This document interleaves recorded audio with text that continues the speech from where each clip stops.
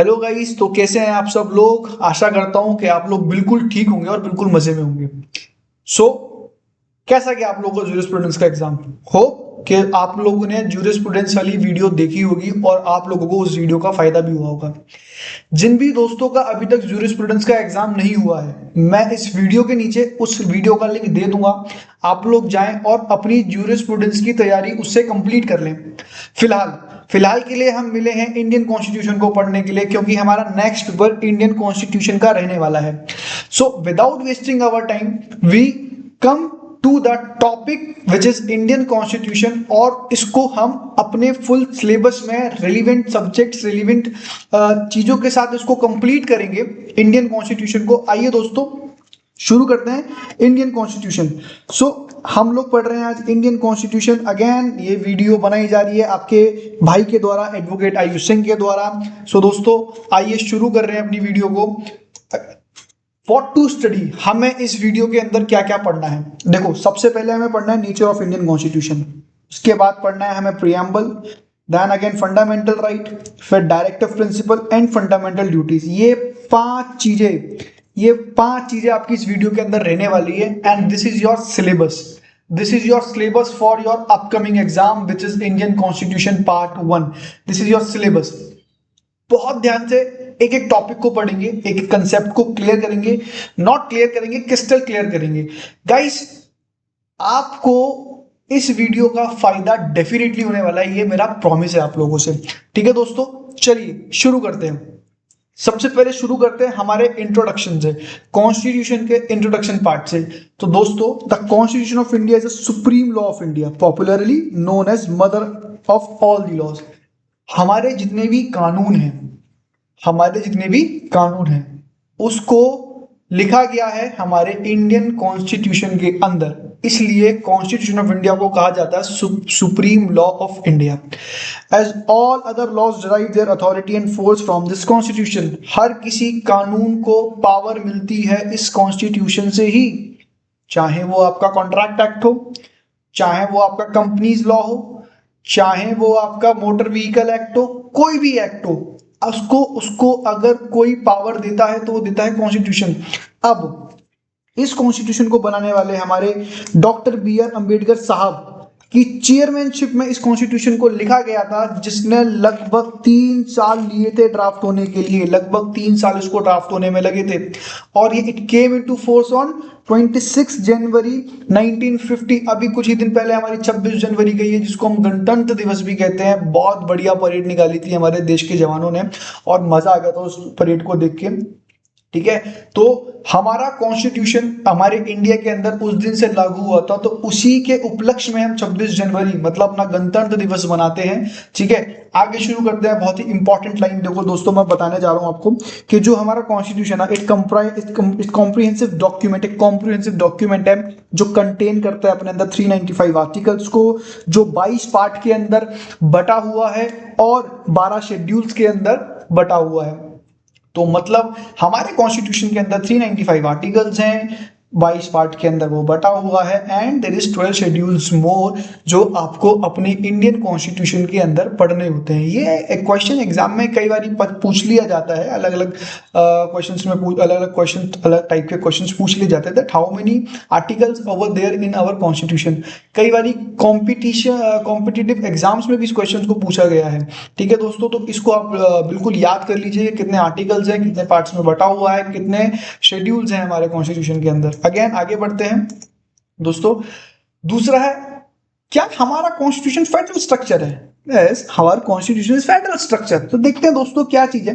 Constitution of India is basically federal but with certain unitary features.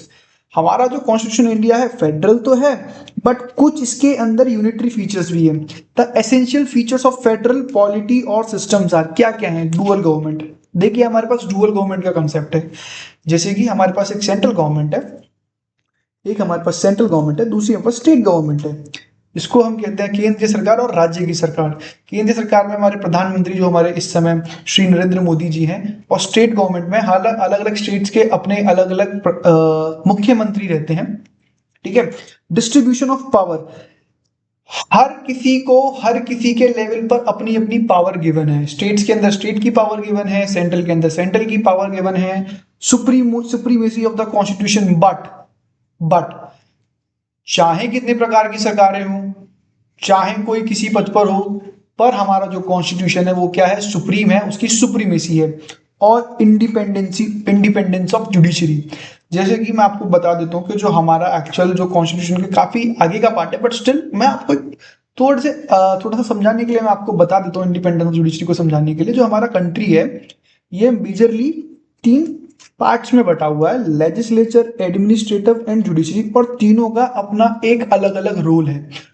तो legislature वो जो law बनाता है, एडमिनिस्ट्रेटर वो जो उस लॉ को इम्प्लीमेंट करता है, और जुडिशरी वो बॉडी होती है जो उस लॉ को एक्सप्रेस करती है, या फिर उस लॉ के अंदर अगर कोई कमी होती है तो उसको ठीक करती है। देन आगे क्या फीचर्स हैं, हमारे पास रिटन कॉन्स्टिट्यूशन है, rigid procedure for the amendments of the constitution. अगर हमें कोई भी अमेंडमेंट करनी है कॉन्स्टिट्यूशन के अंदर तो उसका एक पूरा प्रोसीजर है। सिंगल सिटीजनशिप है, जैसे कि सिंगल सिटीजनशिप है, आप लोगों के पास आधार कार्ड है। ऐसा होता है कि अमेरिका में सिंगल सिटीजनशिप नहीं है। अमेरिका में जैसे कि आपका कनाडा है, कनाडा अमेरिका में नहीं आता, बट उसके समवेयर उसी का एक वो है। तो अगर आपको एक पार्ट से दूसरे पार्ट में जाना है तो आपको दोनों की परमिशन अलग अलग लेनी पड़ती है। इधर जैसे कि हम राजस्थान से मध्य प्रदेश जाएंगे तो हमें वीजा का रिक्वायरमेंट नहीं है, ना फिर हमें किसी डॉक्यूमेंट का रिक्वायरमेंट है, हम सीधे इजीली चले जाते हैं। बट अमेरिका में ऐसा नहीं है। इमरजेंसी की पावर है, स्ट्रॉन्ग सेंटर है, रेसिडरी पावर है, सिंगल कॉन्स्टिट्यूशन है। So these all are the point जो हमारे लिए बहुत रेलिवेंट है, किस चीज को समझाने के लिए, हमारे कॉन्स्टिट्यूशन के फेडरल सिस्टम को समझाने के लिए। कौन कौन से, एक बार फिर से पढ़ लेते हैं। Dual government, distribution of power, supremacy of the constitution, independence of the judiciary, and written constitution, rigid procedure for the amendment of the constitution, single citizenship, emergency power, strong center, residuary power, and single constitution. Hope आपको federal structure के लिए क्या क्या essential points हैं आपको समझ में आ गए होंगे। मैंने नोट्स को बहुत ही सिंप्लीफाइड मैनर में बना रहा हूं आप लोगों के लिए, ताकि आपको पढ़ने में ज्यादा दिक्कत ना हो।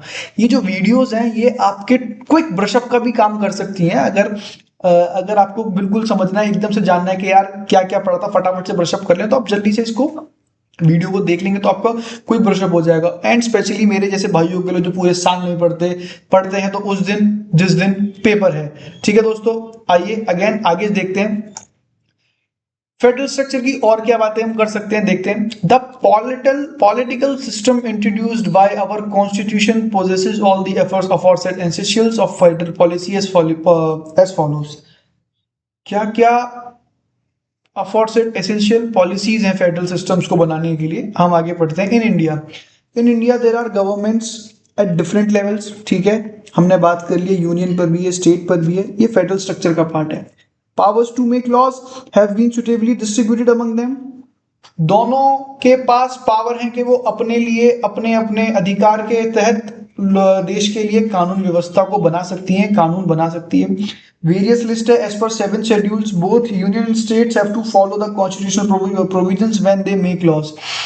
आपको 7 शेड्यूल को फॉलो करना पड़ता है जब भी आप इस देश के लिए कानून को बनाते हो।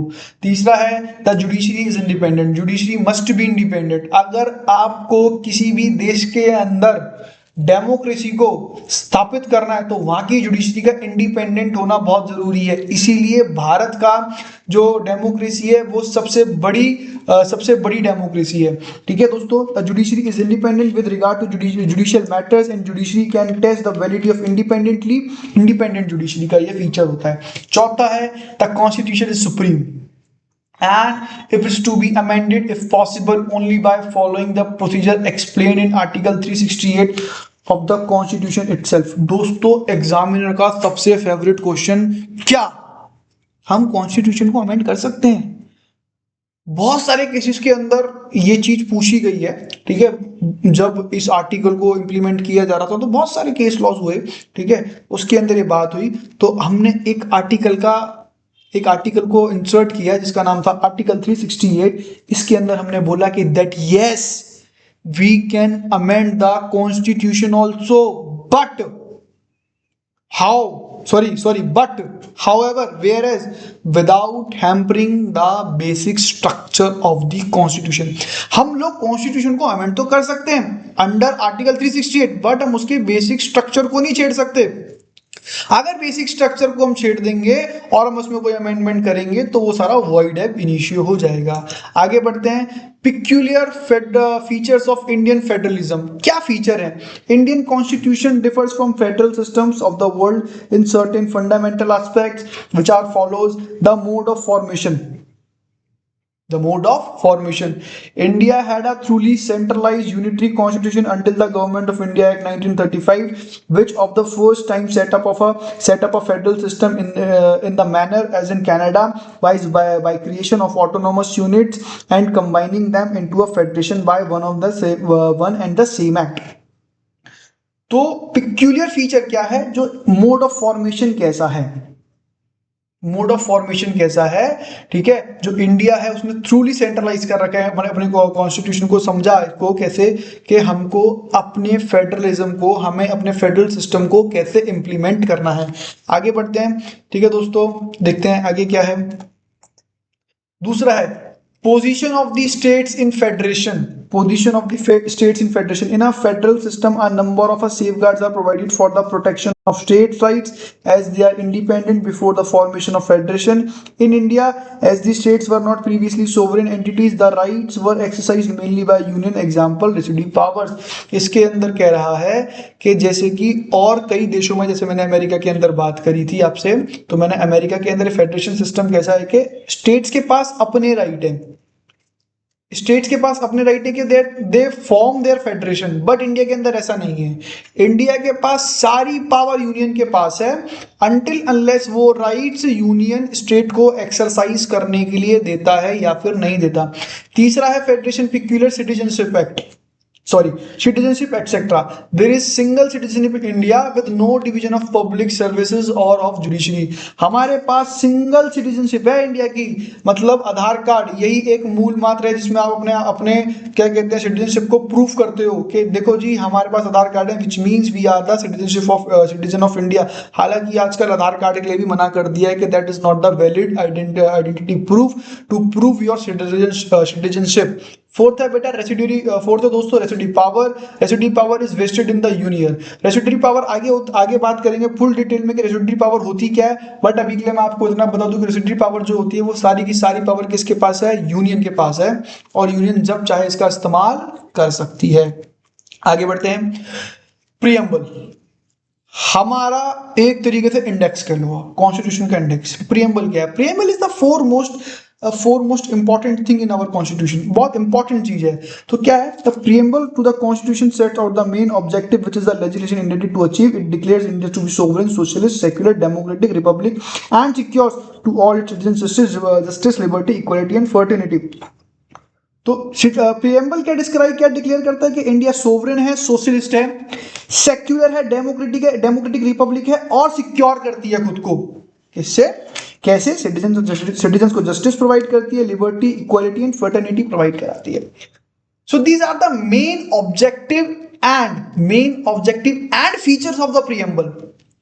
दीज आर द 1 2 3 4 5 और ये आपके to all its citizens justice, liberty, equality and fraternity, इधर कॉमा आएगा, सिटीजंस जस्टिस एंड फ्रेटर्निटी।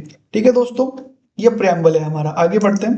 मैंने बिल्कुल प्रीएम्बल आप लोगों के पढ़ने के लिए डाल दिया है, एक बार आप इसको बिल्कुल पढ़ लेंगे। The preamble of the constitution, the preamble to the constitution states, we the people of India having solemnly resolved to the constitute India into a sovereign, socialist, secular, democratic republic and to secure to all its citizens justice, social, economic and political, liberty of thought, expression, belief, faith and worship, equality of status and of opportunity, and to promote among them all fraternity, assuring the dignity of the individual and the unity and integrity of the nation. In our constituent assembly, this 26th day of November 1949 do so hereby adopt, enact and give to ourselves this constitution. Actually क्या हुआ दोस्तों, 26 को of November में तो हमने 1949 के अंदर अपना कॉन्स्टिट्यूशन बन के प्रॉपर रेडी हो चुका था।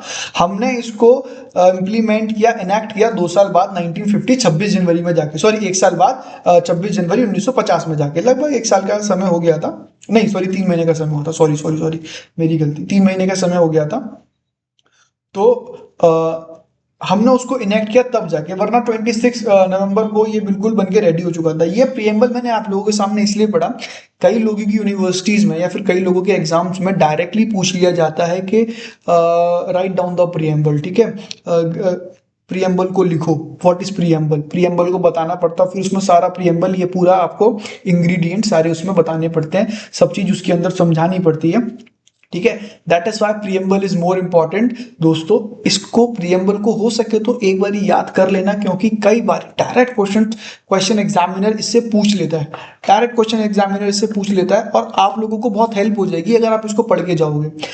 कॉन्स्टिट्यूशन का एग्जाम बहुत इजी रहता है, अगर आप 1 बाय 1 आर्टिकल्स को पढ़ लेंगे, आर्टिकल्स को याद कर लेंगे, that is very easy for you to learn the things, ठीक है।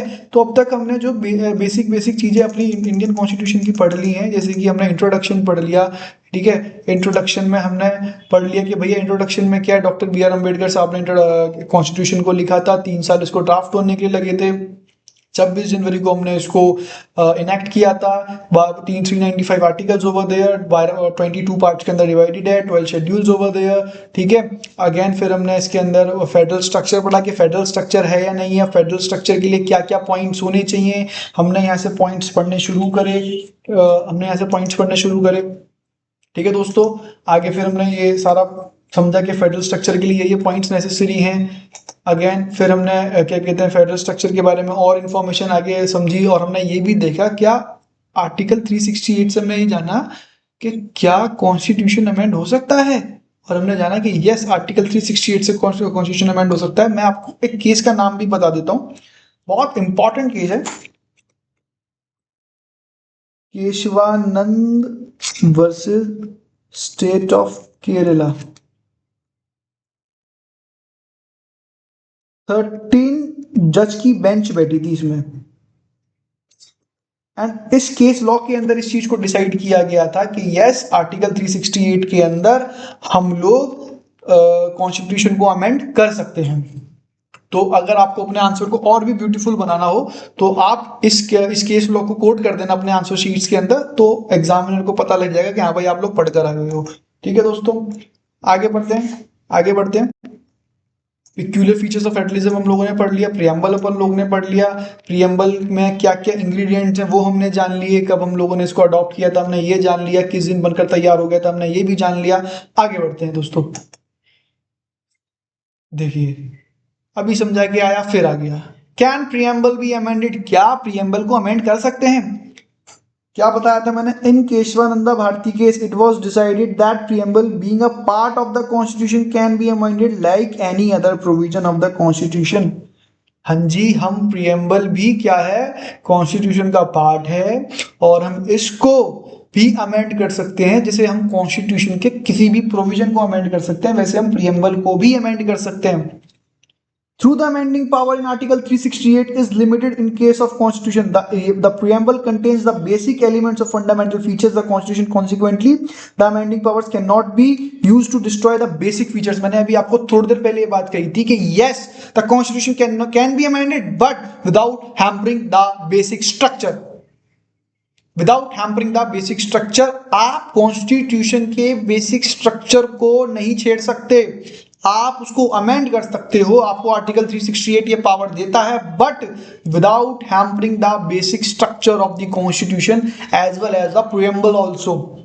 ठीक है दोस्तों, बहुत इंपॉर्टेंट क्वेश्चन है, कई बार पूछ लिया जाता है क्या प्रीएम्बल पे कैन बी अमेंडेड, और बीइंग अ लॉ स्टूडेंट आप लोगों को ये चीज पता होनी चाहिए कि प्रीएम्बल को या कॉन्स्टिट्यूशन को अमेंड कर सकते हैं, अगर कर सकते हैं तो कौन से आर्टिकल में कर सकते हैं। ठीक है दोस्तों, एक लॉ स्टूडेंट के लिए ना डीप स्टडी बहुत रिक्वायर्ड है, डीप स्टडी बहुत मैटर करती है, जितना डीपली आप चीजों को पढ़ेंगे उतना ही आप लोगों को चीजें क्रिस्टल क्लियर रहेंगी। तो मेरी आप लोगों से गुजारिश है चीजों को बड़ा डीपली पढ़ा कीजिए। आगे बढ़ते हैं, आप फंडामेंटल राइट्स की ओर बढ़ जाते हैं। ठीक है, यहां से एक्चुअल कॉन्स्टिट्यूशन हमारे जनहित अधिकार आ रहे हैं, बहुत इंपॉर्टेंट कंसेप्ट है फंडामेंटल राइट्स, और आपका 70% ऑफ पेपर इस फंडामेंटल राइट्स में से बनता है। सबसे लंबा कॉन्सेप्ट, सबसे लंबा कॉन्सेप्ट है ये आपका। ठीक है दोस्तों, इसी में से आपका पेपर बनेगा, इसी में से सब चीजें होंगी। आगे चलिए इसको क्या कहते हैं, बढ़ते हैं। From the point of view of person to whom the rights are available, the fundamental rights में बी क्लासिफाइड एज फॉलोज। ठीक है, क्या कहता है कि from the point of view of person to whom the rights are available, the fundamental rights में be classified as follows. देख बोल रहा है कि क्या कहते हैं, फंडामेंटल राइट जो चीज है वो किस किस के लिए अवेलेबल है, किन किन के लिए है, तो समझते हैं। Article 15, 16, 19 and 30 are guaranteed to only to citizens. देखो जी, आर्टिकल 15 से 15, 16, 19 और 30 ये सिर्फ गारंटी देता है सिटीजन को कि उनके राइट्स को प्रोटेक्ट करेगा। ये आर्टिकल 15, 16, 19 एंड 30 गारंटी करता है सिर्फ और सिर्फ इंडिया के सिटीजन्स के लिए। Whereas Article 14, 20, 21, 22, 23, 25, 27 and 28 are available to any person on the soil of India, citizen or foreigners। अगर किसी का आर्टिकल 14, 20, 21, 22, 23, 25, 27, 28 हैम्पर होता है, चाहे वो कोई हो, अगर वो भारत की सरजमीन पर है और उसका वो राइट हैम्पर हो रहा है, तो इंडियन गवर्नमेंट उसको प्रोटेक्ट करेगी। The rights guaranteed by Articles 15, 17, 18, 20 and 24 are absolute limitation upon the legislative power। और आर्टिकल 15, 17, 18, 20 और 24 एब्सोल्यूट लिमिटेशन है लेजिस्लेटिव पावर की कि उनको इन राइट्स को हैम्पर होने से बचाना होगा। आगे बढ़ते हैं कि भैया वो कौन कौन से राइट्स हैं। तो सबसे पहले हम कुछ जनरल आर्टिकल पढ़ लेते हैं। Before entering into the fundamental rights हम कुछ जनरल राइट्स को पढ़ लेते हैं, जनरल आर्टिकल्स को पढ़ लेते हैं। तो सबसे पहले article 12। Article 12 is all about to state. State की बात करता है आर्टिकल 12। स्टेट क्या है, सबसे पहले आर्टिकल्स को पढ़ने से पहले हमें यह जानना बहुत जरूरी है कि स्टेट क्या है। आप देखिए, आप लॉ कर रहे हैं, लॉ करने जा रहे हैं, अगर कोई भी ऐसी क्रिमिनल एक्टिविटी होती है तो हम उसको state versus so and so mister X Y से डिनोट करते हैं। तो स्टेट का जानना बहुत जरूरी है कि स्टेट क्या होता है। Under article 12 unless the context otherwise required the state include. State किस किस को इंक्लूड करेगा, the government and parliament of India को। अगर हम कभी केस कर रहे हैं या गवर्नमेंट या फिर पार्लियामेंट हम पर केस कर रही है तो वो डिनोट होगा स्टेट से। और the government and legislature of each of the states, government and legislature of each of the states. ठीक है जी, इस स्टेट्स के अंदर आपकी यूनियन भी आ रही है, यूनियन गवर्नमेंट भी आती है इस स्टेट के अंदर। ऑल लोकल और अदर अथॉरिटी, जैसे कि आपका एमसीडी, म्युनिसिपल कॉर्पोरेशन डिपार्टमेंट, ये भी आएगी इसके अंदर। With in the territory of India, या तो टेरिटरी ऑफ इंडिया के अंदर, under the control of government of India, या फिर उस जगह पर जहां पर गवर्नमेंट का कंट्रोल है। जैसे हमने एक कंसेप्ट पढ़ा होगा अपना, हमारे पास कितनी स्टेट्स हैं और कितनी यूनियन टेरिटरीज हैं। तो यूनियन टेरिटरीज गवर्नमेंट के कंट्रोल में होती हैं। ठीक है, आगे देखते हैं। केस लॉस, स्टेट को लेके केस लॉस भी हुए हैं। Electricity board Rajasthan versus Mohanlal. The Supreme Court has held that other authorities will include all authorities created by the Constitution or statute on whom powers are conferred by law, and it is not necessary that the authority should be engaged in performing government functions। अगर कोई भी ऐसी authority है जिसको constitution बना रहा है या फिर कोई लॉ बना रहा है, वो सारी अथॉरिटीज स्टेट मानी जाएंगी। इस केस लॉ में सिंपल सी बात मैं आपको बहुत शॉर्ट में समझा दे रहा हूं, क्योंकि आपको जल्दी ज्यादा से ज्यादा रिवीजन करनी है, इसलिए मैं आपको शॉर्ट में समझा दे रहा हूं। ठीक है, आर्टिकल 12 का अगर क्वेश्चन आ जाए तो उसके अंदर ये केस लॉ भी कोट कर देना आप। दूसरा केस लॉ मैं आपको बताता हूँ, university of Madras versus Shantabai. इसके अंदर क्या था, university of Madras versus Shantabai. इसके अंदर क्या कहते हैं, इस बच्ची ने यूनिवर्सिटी पर केस किया था ताकि उसको स्टेट एज स्टेट कंसिडर किया जाए। ठीक है दोस्तों, मैंने आपको बहुत शॉर्ट में बता दिया। एक्चुअली बहुत ज्यादा वाइड जजमेंट है, अगर हम इस पर ही बात करने लगे तो 5-6 घंटे की वीडियो नहीं पर बन जाएगी। ठीक है दोस्तों, पर आप लोग अगर आर्टिकल 12 आता है और आपको उसके अंदर लिखने को आता है, तो आर्टिकल 12 के अंदर आप पहले स्टेट को डिस्क्राइब करेंगे कि क्या क्या स्टेट है, मैं आपको बता देता हूँ, the government and parliament of India state है, the government and legislature of each of the states, ये भी स्टेट्स हैं, ऑल लोकल और अदर अथॉरिटी जैसे कि एमसीडी वगैरह ये भी स्टेट्स हैं, या तो वो टेरिटरी हो, या वो तो इंडिया की टेरिटरी के अंदर हो, या फिर वो गवर्नमेंट के द्वारा कंट्रोल करी जा रही हो। ठीक है दोस्तों, और मैंने उसके लिए रेलिवेंट केस लॉज भी आप लोगों को बता दिए हैं कि अगर इसका क्वेश्चन आपको आता है तो ये वाले केस लॉज उसके अंदर आप लोग अपने आंसर शीट के अंदर कोट कर देंगे to make your answer sheet more beautiful. अगर आप देखो केस लॉज को समझाते हुए आंसर्स लिखोगे ना, तो जो एग्जामिनर है वो उसको भी लगेगा कि जी बच्चा फुल तैयारी के साथ आया है। तो ऐसे केसेस में क्या होता है, हालांकि ऐसा होता नहीं है, पर ऐसे केसेस में कई बार देखा गया है कि जब हम एग्जामिनर को अपने कॉन्फिडेंस के अंदर ले लेते हैं ना, तो वो समझ जाता है कि बच्चों को पढ़ता, तो वो बड़ा लाइटली चेकिंग करने लग जाते हैं फिर। और अगर लाइटली चेकिंग हो गई और अगर हम कहीं गलत भी हैं तो हमें फिर फुल मार्क्स मिल जाते हैं, तो वहां पर हमारे जो स्कोरिंग के चांस होते हैं ना वो बहुत ज्यादा बढ़ जाते हैं। तो जब भी आप आंसर लिख रहे हैं तो इस चीज का विशेष रूप से ध्यान रखें कि आप केस लॉज को कोट करें, ध्यान से कोट करें। मैंने आपको जगह जगह पर केस लॉज भी बता दिए हैं, रेलिवेंट केस लॉज बता दिए हैं कि क्या क्या चीजें हैं, कैसे कैसे चीजें। आगे बढ़ते हैं दोस्तों, article 14, article 14 equality before law and equal protection of law, ये दो चीजों की बात करता है, दो चीजों की बात करता है, equality before law and equal protection of law. ठीक है, article 14 of the constitution says that the state shall not deny to any person equality before the law and equal protection of the laws within the territory of India. देखो एक concept से समझ लेते हैं इसको, एक concept से समझ लेते हैं। एक होता है equality before law and equal protection of law. Equality मतलब आपको इक्वालिटी दी जा रही है। ठीक है, एक केस है, मैं आपको एक एग्जांपल देता हूं, एक एग्जांपल में दो केसेस समझते हैं। केस वन, एक अमीर इंसान है और एक गरीब इंसान है, और दोनों से सेम टैक्स लिया जा रहा है। सेम टैक्स लिया जा रहा है कि आप अमीर कमाता है 100 रुपए और गरीब कमाता है 10 रुपए। गवर्नमेंट कह रही है कि आपको 50 रुपए टैक्स देना है। तो अमीर आदमी के लिए जो 100 रुपए कमा रहा है उसके लिए 50 रुपए टैक्स देना आसान है, गरीब आदमी के लिए 10 रुपए कमा रहा है उसके लिए 50 रुपए टैक्स देना बहुत मुश्किल है। तो ये हो गया इक्वल प्रोटेक्शन ऑफ लॉ। इसी में दूसरा केस देख लेते हैं। टैक्सेशन सिस्टम में आपने उसकी इनकम पे टैक्स लगा दिया कि आपने कितना भी कमाया, सही, अगर आपने इतना कमाया तो आपको उस इनकम पे 2% टैक्स देना है। तो अब इस केस में दोनों के लिए इजी हो जाएगा, तो equal protection, equality before law आपको दे दिया गया। ठीक है, तो हमने इसको दो केसेस से समझा।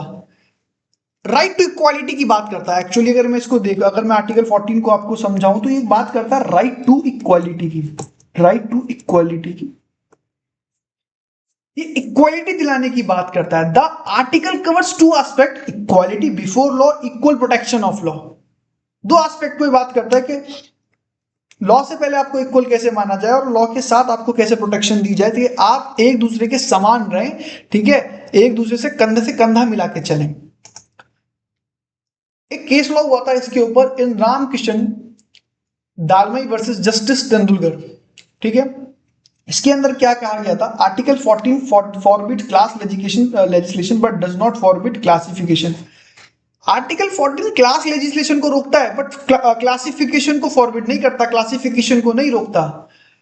Conditions of permission classification, there should be a clear differentiation between people who are included and people who are excluded from the classification. The classification should have rational nexus with the purpose of that classification. Permissible classification को ये मद्देनजर रखते हुए permissible classification को देखता है कि कहां तक हम इस लॉ के तहत हम आपको बचा सकते हैं, कहां तक हम इस लॉ के तहत आपको बचा सकते हैं, ये उस लेवल। ठीक है, दूसरा पढ़ते हैं, कंडीशन ऑफ परमिशन, ये हमने पढ़ लिया। द क्लासिफिकेशन में B founded on different basis, namely geographically. Classification कैसे कैसे हो सकती है, ज्योग्राफिकल बेसिस पे हो सकती है, और अकॉर्डिंग टू ऑब्जेक्ट्स और ऑक्यूपेशन और अदर लाइक। ठीक है, ज्योग्राफिकल बेसिस पे क्लासिफिकेशन कर सकते हैं, ऑक्यूपेशंस के बेसिस पे क्लासिफिकेशन कर सकते हैं। There is always a presumption in favour of the constitutionality of an enactment and the burden is upon him who attacks it to show that there have been clear transgressions of the constitutional principle. Even a single individual may be treated a class by himself on account of some special. ठीक है, तो these are some points which have been discussed in the case law Kishan Dalmia versus justice Tendulkar. ये इन points के ऊपर इस क्या कहते हैं राइट टू इक्वालिटी को चैलेंज किया गया था, और इन पॉइंट्स को लेकर राइट टू इक्वालिटी को आगे फर्दर इंप्लीमेंट किया गया. आगे बढ़ते हैं. सबसे इंपॉर्टेंट आर्टिकल 15 और आर्टिकल 15 एंड आर्टिकल 16. मेरे को तो पता नहीं एग्जामिनर्स को क्या इन आर्टिकल से प्यार है. हमेशा every time they were asking this articles repeatedly in nature, repeatedly पूछते हैं इन आर्टिकल्स को. ठीक है, आर्टिकल 15, आर्टिकल 16 एंड आर्टिकल 19, ये 3 आर्टिकल जैसे हैं कि ना आप लोगों को ये आर्टिकल टिप्स पर होने चाहिए. मैं कोशिश करूंगा कि मैं इन आर्टिकल्स को आपको ढंग से और अच्छे तरीके से समझा पाऊं. ठीक है दोस्तों, शुरू करते हैं कि आर्टिकल 15 क्या है. आर्टिकल 15 बात करता है prohibition of discrimination on grounds of religion etcetera. Heading से समझ गए होगे, प्रोहिबिट कर रहा है कि डिस्क्रिमिनेट नहीं करेंगे आप किसको, किसी भी ग्राउंड्स पे, या फिर रिलीजन के ग्राउंड पे, या फिर किसी भी ग्राउंड्स पे. अब वो एटसेट्रा ग्राउंड्स क्या हैं, आइए देखते हैं. Article 15 clause 1 prohibit that states from discriminating against any citizen on ground only if religion, race, caste, sex, place of birth, any of them. आप इन बेसिस के ऊपर किसी को भी डिस्क्रिमिनेट, मतलब कि किसी को भी उल्टा सीधा नहीं बोल सकते. किसी को रिलीजन को लेकर गाली नहीं दे सकते, किसी की रेस को लेकर गाली नहीं दे सकते, मतलब किसी की कास्ट को लेकर गाली नहीं दे सकते, किसी के सेक्स को लेकर गाली नहीं दे सकते, किसी की प्लेस ऑफ बर्थ को लेकर गाली नहीं दे सकते, या फिर इनमें से किसी भी चीज को आप किसी भी पर्सन को अब्यूज नहीं कर सकते. अगर आप ऐसा करेंगे तो आप उस पर्सन का आर्टिकल 15 वाला राइट डिसहार्म करेंगे. सो बी रिमेंबर, आप इन चीजों को नहीं कर सकते. आगे बढ़ते हैं. ठीक है, आर्टिकल 15 क्लॉज 2 क्या कहता है. It lays down that no citizen shall be subjected to any disability restriction or condition with regard to. ठीक है, कोई भी किसी की डिसेबिलिटी को भी क्या कहते हैं, डिस्क्रिमिनेट नहीं कर सकता, और ना उसको रोक सकता किसी भी डिसेबिलिटी पर्सन को, या फिर shall be subjected no citizen, जो हमने पीछे पढ़कर आए उनको, कि आप किसी भी शॉप को एक्सेस नहीं कर पाएंगे, पब्लिक रेस्टोरेंट को एक्सेस नहीं कर पाएंगे, होटल्स को एक्सेस नहीं कर पाएंगे, या कोई पब्लिक प्लेस है या फिर कोई एंटरटेनमेंट की प्लेस है उनको एक्सेस, आप इन प्लेसेस को एक्सेस करने से किसी भी पर्सन को नहीं रोक सकते. अगर आप ऐसा करेंगे तो आप आर्टिकल 15 का उल्लंघन करेंगे और आपको उसके लिए सजा भी हो सकती है.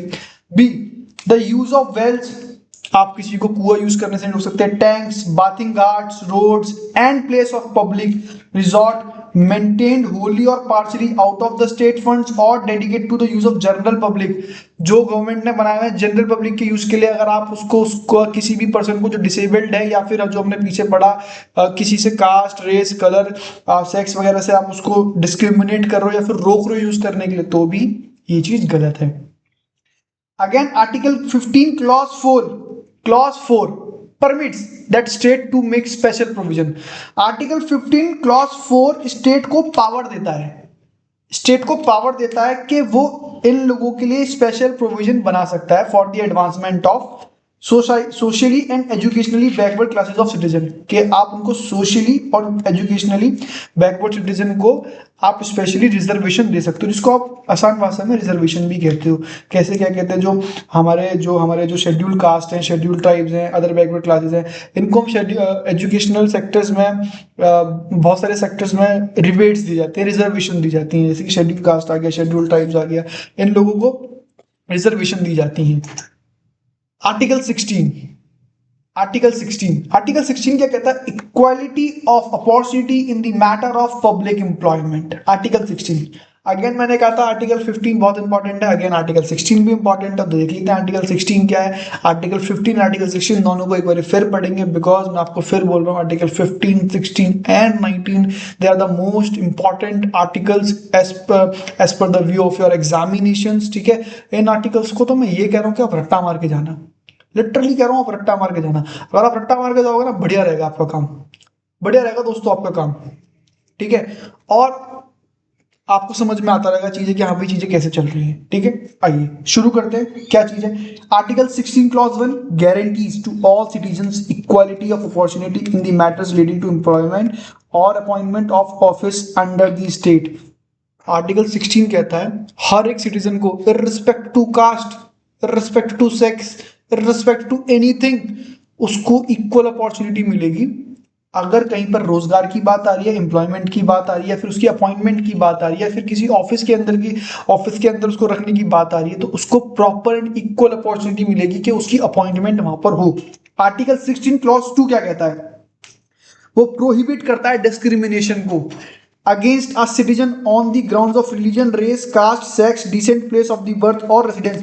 के किसी को भी आप नहीं रोक सकते उसके रिलीजन के बेस पे, उसके रिलीजन के बेस पे, उसके रेस के बेस पे, उसके कास्ट के बेस पे, उसके सेक्स के बेस पे, या फिर डिसेंट और प्लेस ऑफ बर्थ के बेस पर आप उसको नहीं रोक सकते कि नहीं भाई आप तो इस कलर के हो इसलिए हम आपको इस कंपनी में नौकरी नहीं देंगे। अगर आप ऐसा कर दो, अगेन आपने आर्टिकल 15 का भी उल्लंघन किया, आपने आर्टिकल 16 का भी उल्लंघन किया, तो आपको इसके लिए सजा होगी होगी। आगे पढ़ते हैं। However, there are certain exceptions provided in Article 16 Clause 3, 16 Clause 4, 16 Clause 5. These are as under, क्या क्या है वो exceptions देख लेते हैं हम आगे चल के। वो एक्सेप्शंस हैं, पहले parliament can make a law in the regard to class और इन द क्लास और क्लासेस ऑफ एम्प्लॉयमेंट और appointment to an office under the government of state on a union territory under any local और other authority with the states और union territory, residence within the states और union territory prior to each employment of appointment shall be an essential qualification. Article 16 clause 3। मतलब क्या है? अब इसका मतलब जान लेते हैं, रीडिंग तो कर ली। क्या कह रहा है आर्टिकल 16? क्या कह रहा है आर्टिकल 16? तो कह रहा है कि भैया आप किसी को नहीं रोक सकते नौकरी से, कुछ भी हो, कोई भी ग्राउंड हो। और आर्टिकल 16(3) में उसको पावर दे दी गई पार्लियामेंट को कि अगर पार्लियामेंट चाहे तो वो स्टेट गवर्नमेंट में या फिर सेंट्रल गवर्नमेंट में ऐसे लोगों के लिए अलग से रिजर्वेशन क्राइटेरिया ला सकता है और लाया हुआ है। बहुत से लोगों को जॉब्स के अंदर रिजर्वेशन मिलती है कि ठीक है, आपने देखा होगा कि किसी भी जॉब का एग्जाम है तो जनरल कैटेगरी के लिए ये रिजर्वेशन क्राइटेरिया, जनरल कैटेगरी के लिए ये क्वालिफाई क्राइटेरिया है, और अदर बैकवर्ड क्लासेस के लिए ये क्वालिफाइंग क्राइटेरिया है, एससी क्लासेस के लिए ये क्वालिफाइंग क्राइटेरिया है, एसटी क्लासेस के लिए ये क्वालिफाई क्राइटेरिया है। सबके क्राइटेरियाज अलग हैं। तो वो क्या है, वो पावर कहां से मिली? वो पावर इनको मिली आर्टिकल 16 क्लॉज 3 से। अगेन आगे बढ़ते हैं। Article 16 clause 4, a provision can be made for the reservation of appointments और post in favour of any backward classes of citizens which in the opinion of the states is not adequately represented in the services under the state article, represented in the service of state article, कि अगर वो चाहे तो reservation भी ला सकती है 16(4) के अंदर, ठीक है, और स्टेट उसको मानेगी, उसको रोकेगी नहीं। तीसरा क्या कहता है? A law shall not be invalid if it provides that it incumbent और to of an office connection with affair of any religious और डिनोमिनेशनल इंस्टीट्यूशन और any member of the governing body thereof shall be person professing a particular religion और belonging to a particular denomination. Article 16 clause 5 ये कह रहा है, जो कह रहा है कि आप किसी को भी नहीं रोकोगे किसी के रिलीजियस अफेयर्स को परफॉर्म करने से। कोई भी गवर्निंग बॉडी अगर उसको लगता है तो वो अपने रिलीजियस अफेयर को वहाँ पे परफॉर्म करेगा, चीज़ें करेगा, ठीक है। और अगर ऐसा लॉ उसको रोकने के लिए कुछ भी बनाते हो तो वो लॉ क्या माना जाएगा? वो लॉ इनवैलिड माना जाएगा, ठीक है दोस्तों। अब फटाफट से एक बारी हम आर्टिकल 15 और 16 को दोबारा पढ़ लेते हैं। फटाफट से पढ़ लेते हैं आर्टिकल 15 और आर्टिकल 16 को एक बारी, ताकि आपको क्लियर हो जाए कि हाँ जी चीज़ें कैसी हैं, ताकि आपको क्लियर हो जाए हाँ जी चीजें कैसी हैं। फटाफट से पढ़ लेते हैं। तो फटाफट से एक बार हम इसी को दोबारा से रिवाइज मार लेते हैं आर्टिकल 15 और आर्टिकल 16 को। आर्टिकल 15 कहता है prohibition of discrimination on grounds of religion etcetera, मतलब किस किस बेस पर आप डिस्क्रिमिनेट नहीं कर सकते? Religion, race, caste, sex, place of birth, any of them. Again ठीक है जी, डिसेबिलिटी के बेसिस पर आप किसी को नहीं रोक सकते, या फिर किसी के जो पीछे पढ़कर आए हैं उन बेसिस पर आप किसी को किसी भी शॉप को एक्सेस करने से नहीं रोक सकते, पब्लिक रेस्टोरेंट को एक्सेस करने से नहीं रोक सकते, होटल को एक्सेस करने से नहीं रोक सकते, पब्लिक एंटरटेनमेंट को एक्सेस करने से नहीं रोक सकते, टैंक्स को आप उनको टैंक्स को यूज करने से नहीं रोक सकते, वेल्स को यूज करने से नहीं रोक सकते, रोड्स को यूज करने से नहीं रोक सकते। इन सब चीजों को आप यूज करने से उनको नहीं रोक सकते। एंड आर्टिकल 16 मतलब आपको इक्वालिटी देता है, अपॉर्चुनिटी देता है कि भैया के अगर गवर्नमेंट चाहे तो इन लोगों के लिए अलग से रिजर्वेशन बना सकती है। इन लोगों को अलग से बेनिफिट्स दे। फर्दर दोस्तों देखते हैं हम अपना आर्टिकल नंबर 17, जिसको हम कहते हैं abolition of untouchability. Abolition of untouchability, ठीक है दोस्तों। इससे पहले हमने आर्टिकल 15 और आर्टिकल 16 को ढंग से हमने कवर अप कर लिया है। अब आर्टिकल 17 पे ढंग से फोकस करते हुए देखते हैं। ये एग्जाम्स में अक्सर पूछ लिया जाता है अक्सर, बट हाँ 15 और 16 के कंपैरिजन में शायद ये एग्जाम पॉइंट ऑफ व्यू से उतना इंपॉर्टेंट आर्टिकल नहीं है, बट यस, हर एक आर्टिकल की अपनी एक महत्वपूर्णता है। उसी के हिसाब से अब हम आर्टिकल 17 को पढ़ते हैं, देखते हैं आर्टिकल 17 क्या कहता है। Article 17 stands for abolition of untouchability, जो मतलब छुआछूत की चीजों को रोकता है। कहा जाता है लोगों से बहुत प्रीवियस टाइम पे, जो हमारे साथ जो हमारे जो पिछड़ा वर्ग था, जो हमारे दलित भाई बहन थे, उनके साथ बड़ी ज्यादा बहुत ही ज्यादा नाइंसाफी होती थी। ठीक है, तो उसी को ध्यान में रखते हुए हमारा कॉन्स्टिट्यूशन एक हमारा फंडामेंटल राइट लेकर आया, जिसको हमने नाम दिया आर्टिकल 17। नाम था उसका अबॉलिशन ऑफ अनटचेबिलिटी। देखते हैं क्या कहता है। Says that untouchability is abolished and it's practice in any form is forbidden. अगर अनटचेबिलिटी अबॉलिश है, सॉरी कहता है अनटचेबिलिटी क्या है, अबॉलिश है, मतलब बिल्कुल गैर है। पर अगर कोई भी पर्सन इस प्रैक्टिस को लेकर आता है, the enforcement of any disability arising out of untouchability, जो छुआछूत की चीज को वापस लेकर आता है, ठीक है, शैल be an offence punishable in accordance with law. वो व्यक्ति को पनिश किया जाएगा लॉ के तहत। उस व्यक्ति को पनिश किया जाएगा लॉ के तहत। देखिए दोस्तों क्या है ना, हमारे देश के अंदर आज भी कहीं ना कहीं इस चीज को बहुत देखा जाता है कि जो हमसे नीचे वर्ग के लोग हैं, नीचे वर्ग के लोगों को कहने का मतलब है जो हमारे भाई बहन SC ST OBC कैटेगरी के अंदर आते हैं, उनके राइट को प्रोटेक्ट करने के लिए आर्टिकल 17 का इम्प्लीमेंटेशन हुआ था, अबॉलिशन ऑफ अनटचेबिलिटी। जैसे पहले के टाइम पे देखा जाता था कि हाँ भाई बहुत ज्यादा क्या कहते हैं, इस चीज को बहुत ज्यादा प्रैक्टिस में लेकर आया जाता था कि भाई तुम हमारे संग खाना नहीं खाओगे, तुम हमारे कुएं में से पानी नहीं पियोगे, तुम हमारे साथ उठोगे नहीं बैठोगे नहीं। तो इस तरीके की डिस्क्रिमिनेशन की जाती थी लोगों के संग। So just to remove that discrimination, we doctor B R Ambedkar साहब insert this article। अगेन आगे बढ़ते हैं। Untouchability does not include an instigation to social boycott. एक केस लॉ था इसके अंदर, दवराजा वर्सेस पद्मना। इसके अंदर था punishment for violation article 17 is to be provided by parliament under article 35 clause A sub clause 2।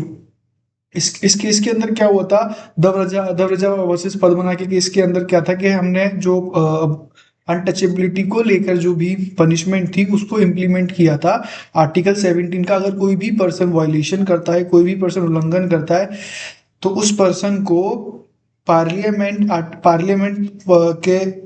ने एक लॉ बनाया था कि आर्टिकल 35 क्लॉज ए क्लॉज 2 के सब क्लॉज 2 के अंदर उसको पनिशमेंट दी जाएगी। आगे दोस्तों बढ़ते हैं आर्टिकल 18। अब आर्टिकल 18 क्या कहते हैं देखते हैं। Prohibited rather than a fundamental right, British government used to confer titles upon person who showed special allegiance to them. Many persons were made Sir, Raja Bahadur, Rai Sahab, Knight, etc. These titles had the effect of creating of a class certain persons which were regarded superior to others, and thus had the effect of perpetuating inequality to do away with the practice. Now Article 18 provide under a state cannot give any title, military or academic titles can be given. Example, lieutenant, major, etc. Citizen of India shall not accept any title, place of profit from foreign states without consent of president। बहुत important article. हम लोग जिसे लगा लेते हैं कोई भी title, इसका अगर हम देखे जाए तो आर्टिकल 18 का मतलब होता है कि आप टाइटल लगाते हो अपने नाम के साथ। जैसे कई लोग अपने नाम के साथ राजा साहब लगा लेते हैं, कई लोग ठाकुर लगा लेते हैं, कई लोग अपनी कास्ट का नेम लगा लेते हैं। ये एक तरीके से गलत है एज पर द कॉन्स्टिट्यूशन। ये एक तरीके से गलत है as per the constitution. Article 18 ये कहता है कि आप कोई भी टाइटल का उपयोग अपने नाम के साथ नहीं करेंगे अनटिल अनलेस आपको वो टाइटल मिला ना हो। अब मिलेगा कैसे? या तो आप किसी एजुकेशनल पर्पज से लेंगे, जैसे आप डॉक्टर, CA CS, आपको मिलेगा एडवोकेट, ऐसे टाइटल ही आप अपने नाम के आगे लगा सकते हैं, क्योंकि ये जो टाइटल्स हैं ये हैं एजुकेशनल पर्पस के तहत। आपने एक एजुकेशन इसके अंदर पढ़ी है, आपने एक पढ़ाई इसके अंदर पढ़ी है, और आफ्टर अचीविंग सच डिग्री आप इन टाइटल्स को लगाने के लिए आप कैपेबल हैं, ठीक है। या फिर अगर ऐसा कोई टाइटल जो आपको मिला है बाहर से, फॉरेन स्टेट से, तो ऐसे टाइटल को without the permission of president आप यूज नहीं कर सकते। सच टाइटल जैसे आपने बाहर से कहीं पढ़ाई करी है, ठीक है, या फिर बाहर के लोगों ने, बाहर के देश ने आपको कोई टाइटल दिया है, तो ऐसे टाइटल को आपको अगर अपने नाम के साथ यूज करने हैं तो आपको अब पढ़ाई के साथ आपको प्रेसिडेंट का अप्रूवल लगेगा, then only you can use such titles. And आप और कौन से टाइटल लगा सकते हो? वो टाइटल्स जो मिलिट्री अकेडमीज ने आपको दिए हो, जैसे लेफ्टिनेंट, मेजर, इसको लेफ्टिनेंट पढ़ा जाता है, लेफ्टिनेंट भी इसका क्या कहते हैं, इसका प्रोनाउंसिएशन है, इसको लेफ्टिनेंट भी पढ़ते हैं, लेफ्टिनेंट भी पढ़ते हैं, ठीक है दोस्तों। तो आर्टिकल 18 जो है अबॉलिशन ऑफ टाइटल की बात करता है, जिसमें आपको सिंपली आपको ये चीज कहता है कि आप कोई भी टाइटल जो आपने अर्न नहीं किया है, आप अपने नेम के साथ उस टाइटल को लगा नहीं सकते।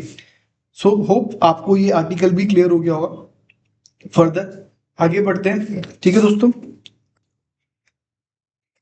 आर्टिकल 19, आर्टिकल 19, आर्टिकल 19 अगेन मैंने आपको पहले भी कहा था कि article 15, article 16 and article 19, these are the most important articles as per your examination point of view. वैसे तो सारे के सारे आर्टिकल्स बहुत ज़्यादा इंपॉर्टेंट है, बट आर्टिकल 15, 16 एंड 19 का जो स्कोप है वो काफ़ी ज़्यादा है और काफ़ी इंपॉर्टेंट है as per the examination point of view से। आर्टिकल 19 का क्या मतलब है? आर्टिकल 19 जो सिंपली कहता है right to freedom. Right to freedom आपका सबसे इंपॉर्टेंट फंडामेंटल राइट, आपका सबसे important fundamental right. Article 19 clause one sub clause A क्या कहता है? Says that all citizens have the right to freedom of speech and expression. हर किसी इंसान को बोलने का और अपने इमोशंस को एक्सप्रेस करने का राइट है। This right is not absolute and is subjected limitation in the form of reasonable restriction that can be imposed by the state. But हाँ, आपके इस राइट पर एक रीजनेबल रिस्ट्रिक्शन लगाई जा सकती है, वो भी स्टेट के द्वारा किन्हीं किन्हीं केसेस में। अब वो रिस्ट्रिक्शंस कैसे कैसे लगाई सकती हैं, क्या क्या उनके ग्राउंड हो सकते हैं, ग्राउंड ऑफ रिस्ट्रिक्शंस क्या हो सकते हैं, समझिए।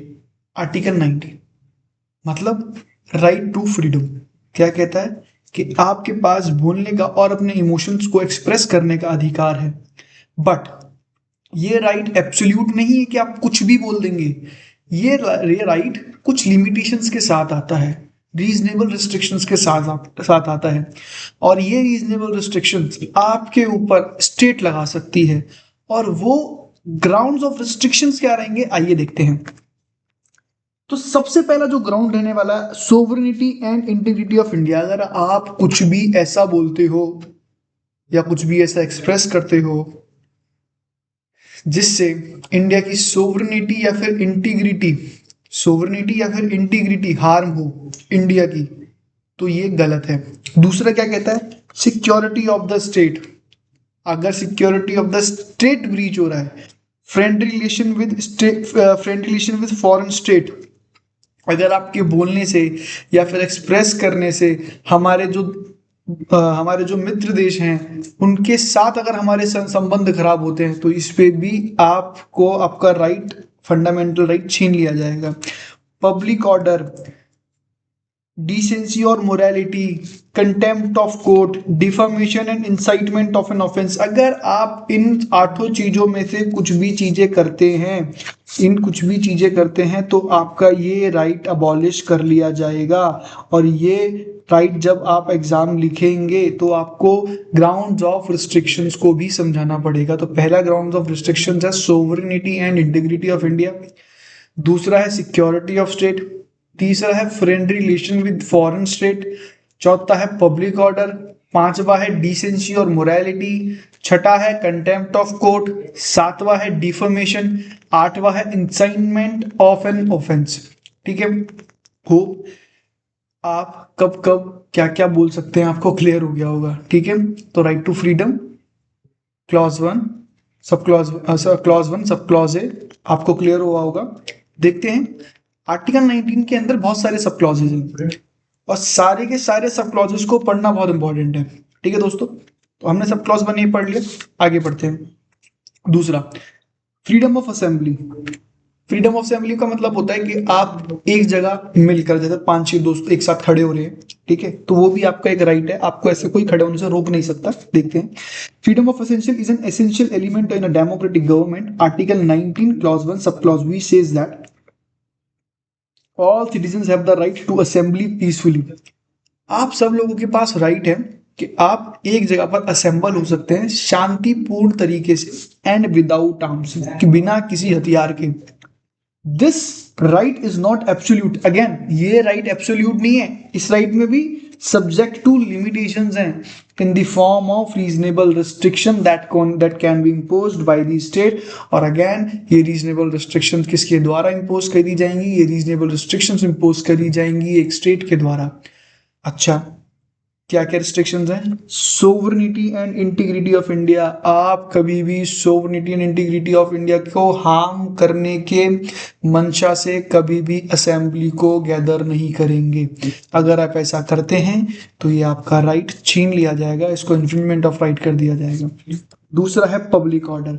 अगर आप पब्लिक ऑर्डर को हार्म करते हैं, पब्लिक ऑर्डर को ठेस पहुंचाते हैं, तो भी इस केस में भी आपका ये वाला राइट आपसे छीन लिया जाएगा। Hope this is clear to you all. Again आगे बढ़ते हैं। The freedom of association includes freedom to hold meeting and to take out processions without arms. Article 19 clause 1 subclause C says that what it says that all citizens shall have right to become or not to become a member of the association or union.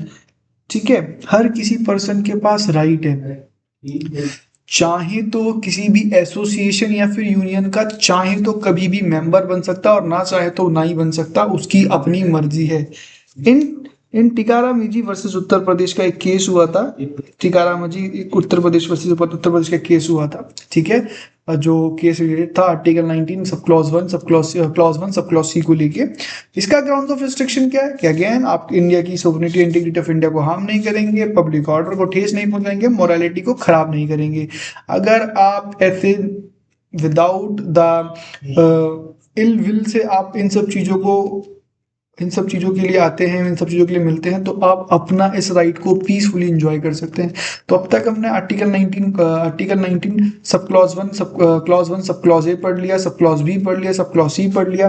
तो clause 1 A sub clause A क्या था, ये था कि आपके पास right है freedom of speech and expression का, freedom of speech and expressions का।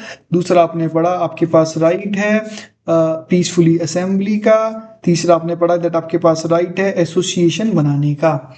ठीक है, एसोसिएशन बनाने का या फिर एसोसिएशन के अंदर एंट्री लेने का। आगे बढ़ते हैं।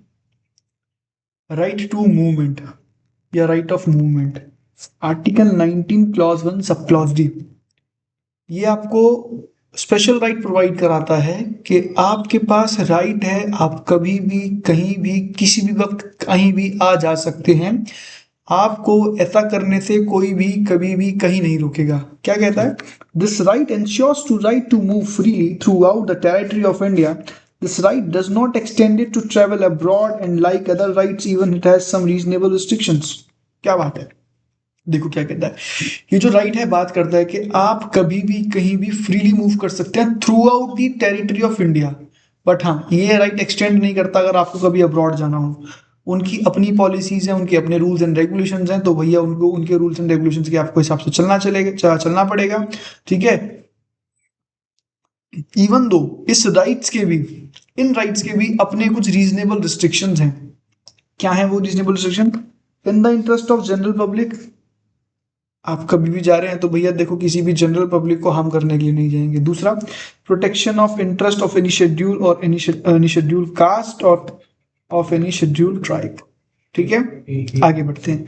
फ्रीडम ऑफ रेसिडेंस, आपको रहने का भी अधिकार है। आर्टिकल 19 क्लॉज 1 सब क्लॉज ही आपको ये राइट देता है। gives the right to reside and settle in any part of India. In any part of India. That freedom is said to be intended to remove internal barriers within the territory of India, enable every citizen to travel freely and settle down in any part of a state, union, territory. The site has some reasonable restriction. Again, the site has some reasonable restriction. ये reasonable restrictions के साथ आते हैं. वो reasonable restrictions क्या हैं? In the interest of general public, protection of the interest of scheduled caste and scheduled tribe. Last, इसका जो right है, right to trade, occupation, professions और बिजनेस आर्टिकल्स. ठीक है, आपके पास क्या क्या राइट है? ट्रेड करने का राइट है, कोई भी बिजनेस करने का राइट है, किसी भी ऑक्यूपेशन में जानने का राइट है, कोई भी प्रोफेशन को कैरी करने का राइट है. कौन देता है राइट आपको? Article 19 sub clause 1 clause 1 sub clause G says that all citizens have the right to practice any profession, trade, occupations, business. This right has some reasonable restriction. Again, ये right आते हैं किसी reasonable restrictions के साथ. वो reasonable restriction क्या है? In the interest of general public, prescribing professional and technical qualification necessary for carrying out any occupation, trade or businesses. तीसरा, state can create monopolies and that business trade cannot be carried out by anyone. अगर ये तीसरा मैं आपको समझा देता हूँ. अगर कोई पर्सन अपना मोनोपोली क्रिएट करना चाहता है बिजनेस के अंदर और वो इस मोनोपोली से किसी को भी फायदा हो सकता है तो गवर्नमेंट उसके अंदर इंटरवीन कर जाएगी और for the benefit of general public उसको ये अपनी मोनोपोली खत्म करनी होगी.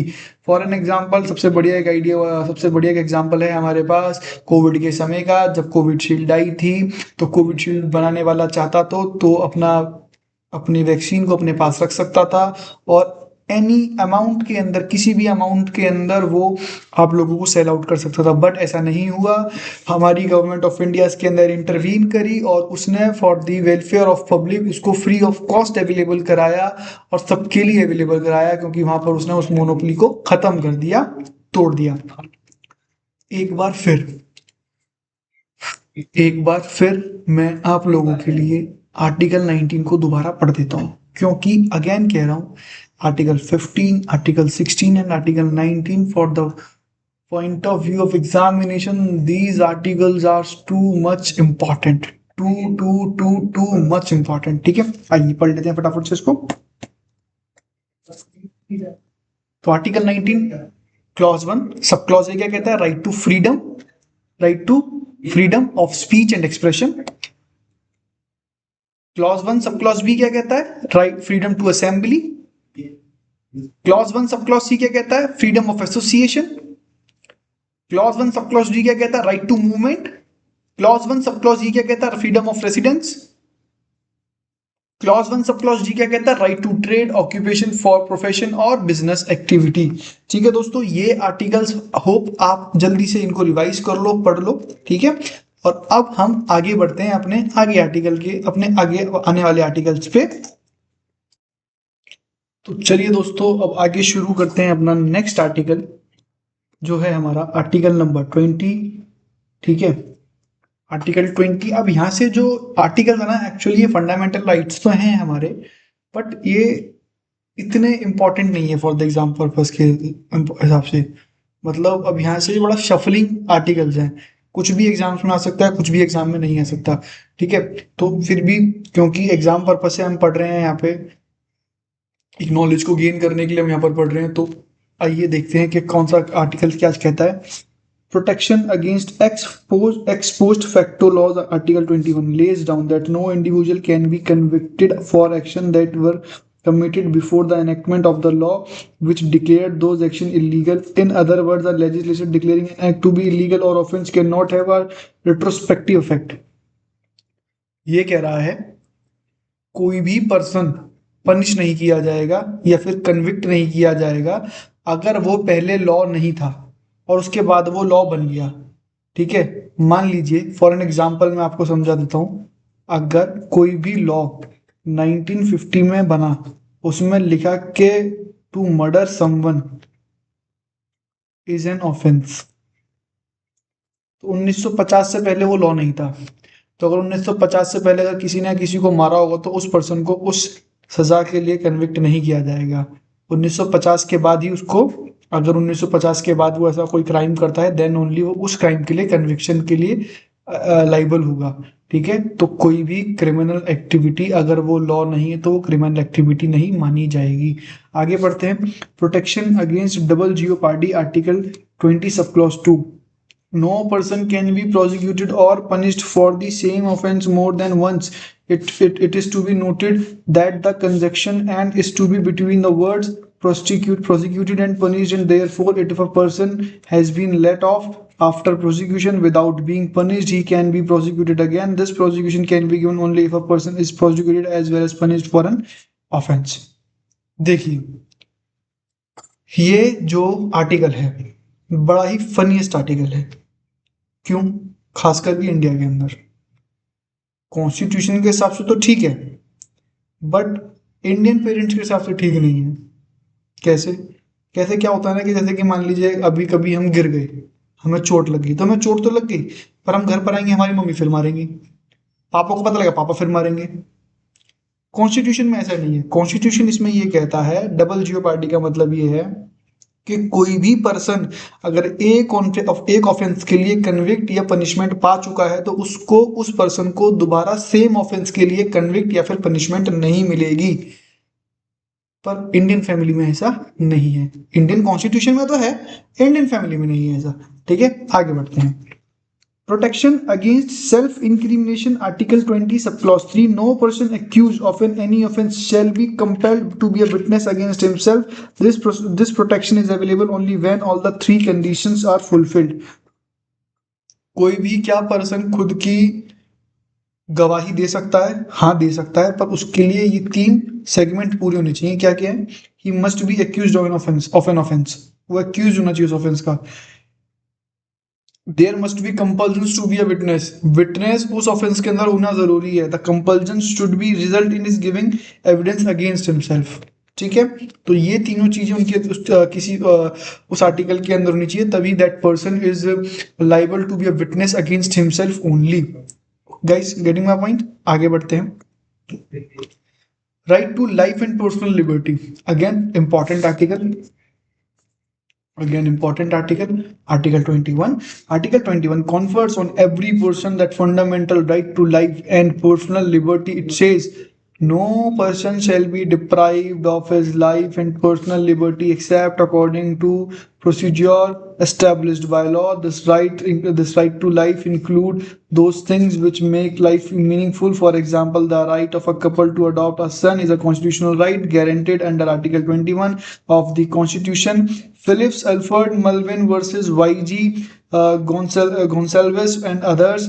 ठीक है, तो right to life and liberty, हर किसी अधिकार को अपनी पर्सनल लिबर्टी एवं जीने का अधिकार है, जैसे भी वो चाहें, कैसे भी वो चाहें। अगर वो इस देश के अंदर रह रहे हैं तो वो खुलेआम खुली हवा में जी सकते हैं। ठीक है, अगर किसी पर्सन को एग्जांपल जैसे इसके अंदर दिया गया, किसी कपल को किसी भी सन को अडॉप्ट करना है, अपने उनको खुद के लिए बच्चे को अडॉप्ट करना है, तो हाँ वो कर सकते हैं, ये उनका कॉन्स्टिट्यूशनल राइट है। आगे बढ़ते हैं। राइट टू एजुकेशन, आर्टिकल 21 है, अगेन इंपॉर्टेंट। 21 भी इंपॉर्टेंट आर्टिकल है। ठीक है, right to life and liberty, article 21। Right to education, article 21A। अक्सर बड़े बेसिक आर्टिकल्स में आप लोगों से पूछ लिए जाते हैं, ये आर्टिकल्स आपने ऑलरेडी पढ़े भी हैं अपने जूनियर स्टैंडर्ड्स में। ठीक है, तो ये आर्टिकल्स होप आप सबको आते भी होंगे। आगे बढ़ते हैं। This was introduced by constitution 86th amendment. इस आर्टिकल को 86th अमेंडमेंट के अंदर इंप्लीमेंट किया गया था। इसको याद कर लीजिए, जुडिशरी का क्वेश्चन हो सकता है या फिर किसी भी कॉम्पिटिटिव एग्जाम का क्वेश्चन हो सकता है कि राइट टू एजुकेशन को कब अडॉप्ट किया था। 86th अमेंडमेंट में अडॉप्ट किया था, कॉन्सेशन में अडॉप्ट किया था, 2002 में अडॉप्ट किया था। According to this the state shall be provide free and compulsory education to all children at the age of 6 to 14 years in such manner as the state may by law determine. बहुत simple सी बात कह रहा है कि 6 साल से लेके 14 साल तक के बच्चे को राइट टू एजुकेशन का अधिकार है। कोई भी पर्सन उसको मना नहीं कर सकता, कोई भी उसको लेने से मना नहीं कर सकता। कैसी एजुकेशन? फ्री एजुकेशन पाने का अधिकार है उसको।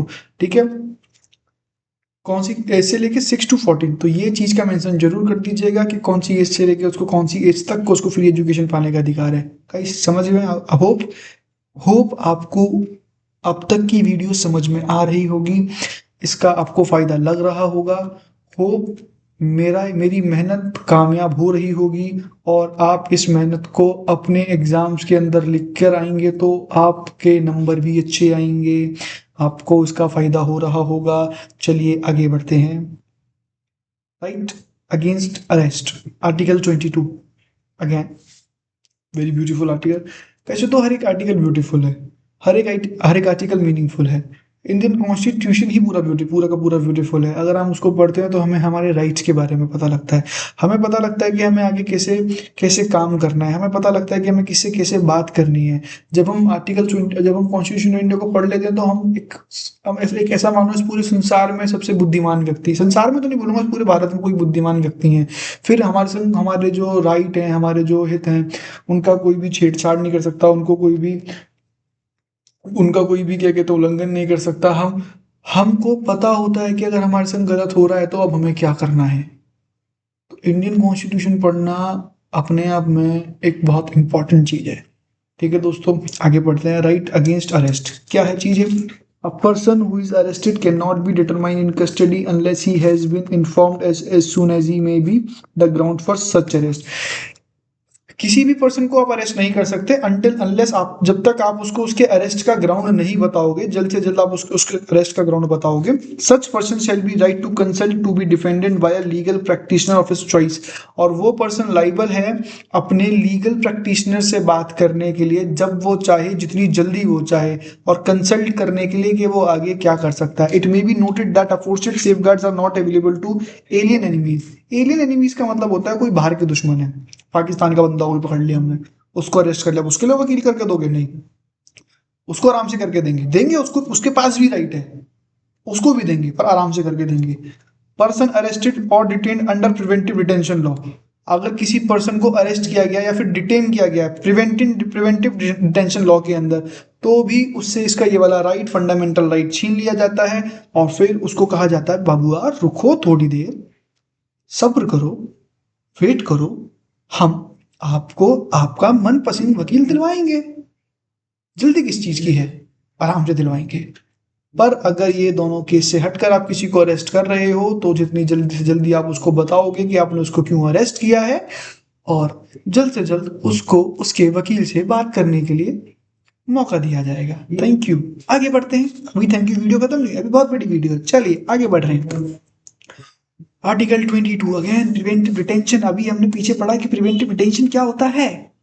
अब हमें पूरा का पूरा जानना है कि प्रिवेंटिव डिटेंशन क्या होता है, मतलब कि इन डेप्थ जानना है। चलो जान लेते हैं। कभी कभी पूछ लिया जाता है what do you mean by preventive detention, बड़ा इंपॉर्टेंट क्वेश्चन है एग्जामिनर का। पता नहीं इतने रिपीटेडली क्वेश्चन है इंडियन कॉन्स्टिट्यूशन के अंदर कि आप उसको पढ़ के जाओगे, अगर आप प्रीवियस लॉ के क्वेश्चन ईयर पढ़ लोगे तो भी पास हो जाओगे रे बबुआ। ये वीडियो देख लो, 2-3 साल के क्वेश्चन पेपर कर लो, बस देखो कैसे पूरे में से पूरे नंबर आते हैं आपके। चलिए शुरू करते हैं। Preventive detention means the detention of a person without trial. The object of preventive detention is not to punish. Preventive detention का मतलब किसी को पनिश करना नहीं होता, और इसका मतलब है कोई पर्सन है विदाउट ट्रायल को उसको अरेस्ट किया गया या फिर डिटेन किया हुआ, मतलब जब्त में रखा हुआ है। A person for having done something put but to prevent him for doing it. ठीक है, या फिर कुछ पर्सन कोई करने वाला या फिर प्रिवेंट करेगा कि वो करेगा। No offence is prove nor any charges for. अभी तक उसका कोई अपराध प्रूव नहीं हुआ है, कोई चार्ज उसके ऊपर नहीं लगे, and yet person is detained because he is likely to commit an act prohibited by law.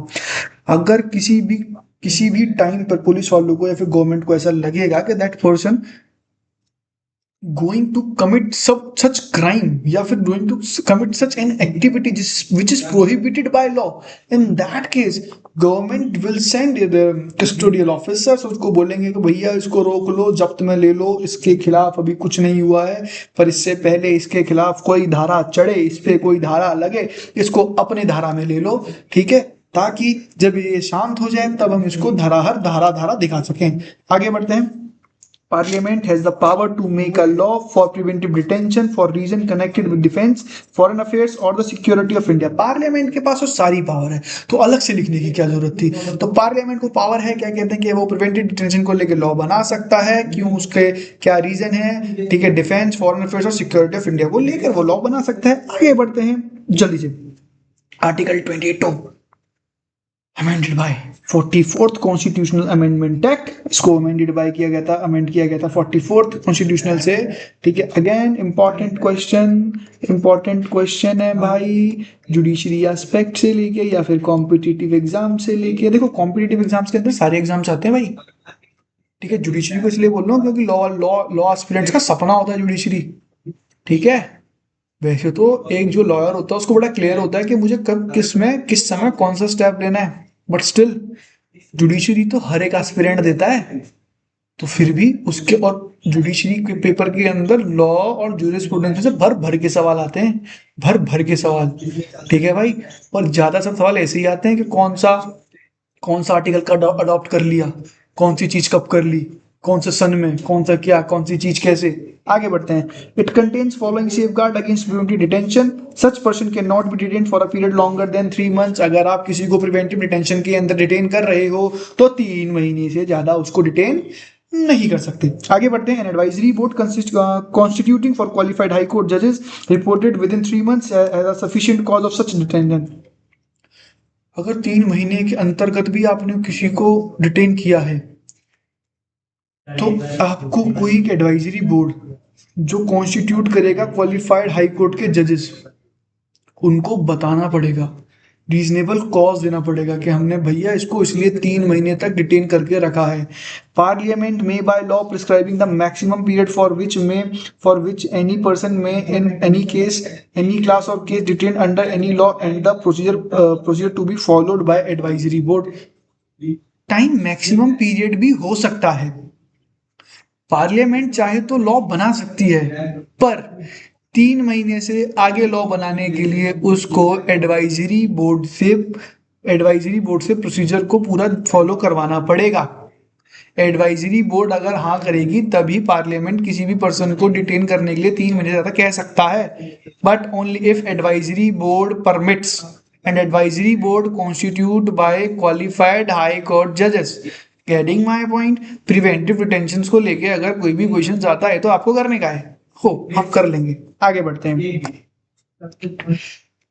Prohibition of traffic in human beings and forced labour. Prohibition of traffic in human beings and forced labor, Article 23 imposes a complete ban on traffic in human beings, begins beggar and other similar forms of forced labor. The contravention of these prohibitions is declared punished by law. Traffic in human beings means to deal in man and woman like goods and has such as to be sell or let otherwise dispose them of. Beggar means involuntary works without payment.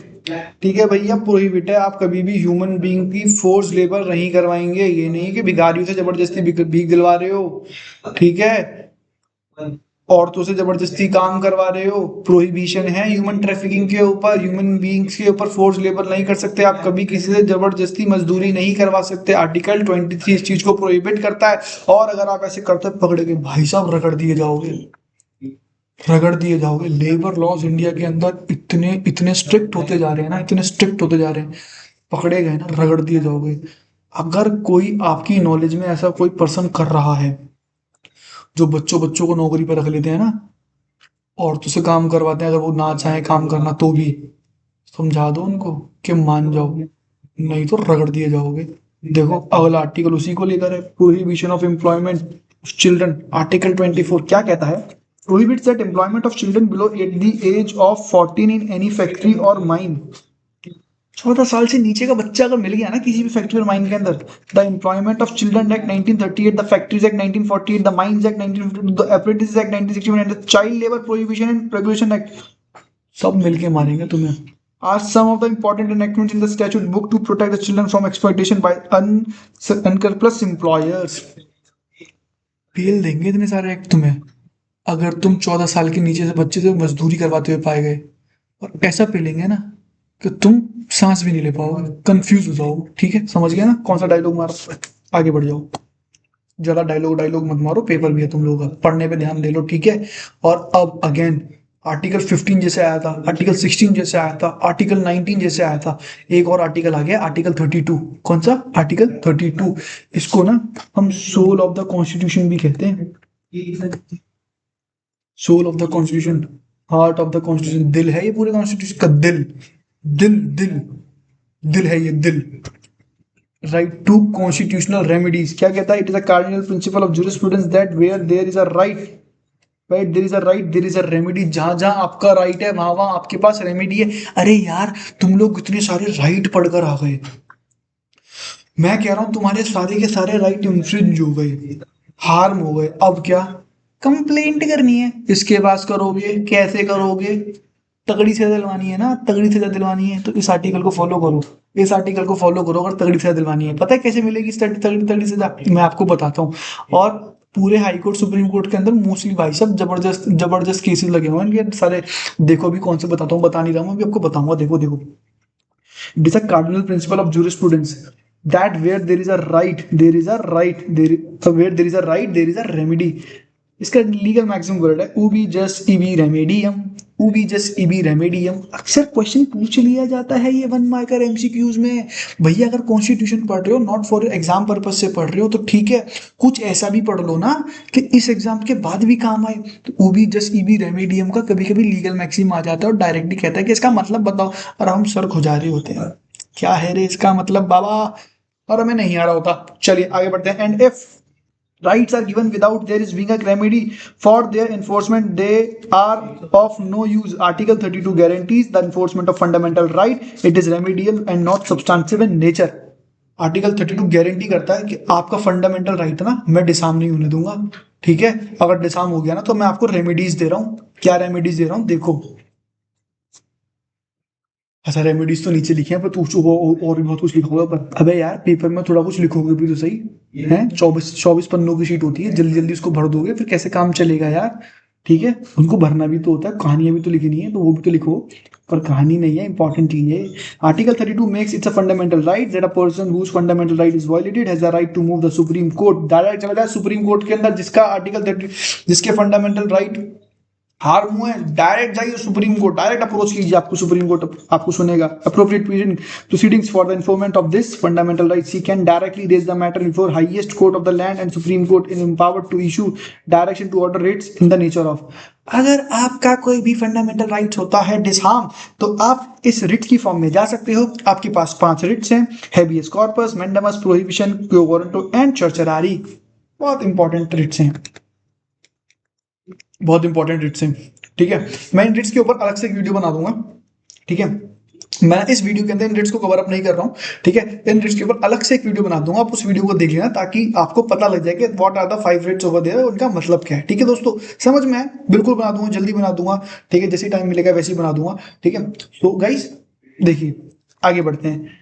अगर आपका fundamental right harm हो रहा है तो आपको जाना है कहां पर? Supreme court. सुप्रीम कोर्ट आप इन 5 रिटों को लेकर जा सकते हैं, इनमें से कोई भी एक रिट को लेकर आप केस फाइल कर दीजिए। जिसने भी आपका फंडामेंटल राइट हार्म करा है ना, उसकी बैंड बजा देगा सुप्रीम कोर्ट, उसको देश निकाला दे देगा, भगा देगा यहाँ से, भगा। कोई भी हो चाहे वो कोई भी। ठीक है, अगेन अब अपने सबसे इंपॉर्टेंट टॉपिक पर आ चुके हैं। ठीक है, सबसे इंपॉर्टेंट टॉपिक पर आ चुके हैं, बहुत इंपॉर्टेंट टॉपिक है। अगेन फंडामेंटल राइट्स के बाद अगर कुछ टॉपिक्स हैं तो वो ये हैं। फंडामेंटल राइट्स आपके लगभग लगभग खत्म हो चुके हैं। ठीक है, फंडामेंटल राइट्स आपके लगभग लगभग खत्म हो चुके हैं। अब इस टॉपिक पर फोकस करेंगे। देखिए ये टॉपिक क्या कहता है, directive principles. Directive principles of state policy क्या कह रहा है? Directive principles are the ideals which the union and state government must keep in mind while formulating policy or pass a law. The directive, however, differs from the fundamental rights in the following respects. Directive principles का मतलब होता है कि एक state आपको ये fundamental right के अलावा इन इन चीजों को देने के लिए भी बैठा हुआ है, बट इनकी गारंटी नहीं देता, पर कोशिश करेगा कि आपको आगे जाकर ये चीजें दे। ठीक है, जैसे जैसे इंडिया डेवलपमेंट की ओर अग्रसर होगा वैसे वैसे आपको ये चीजें भी मिलेंगी। The directives are not enforceable in the courts. जो डायरेक्टिव प्रिंसिपल्स होते हैं, ऐसा नहीं कि अगर किसी का डायरेक्टिव प्रिंसिपल डिसहार्म हो गया तो कोर्ट के अंदर इन्फोर्स कर देगा, नहीं, ऐसा नहीं होता।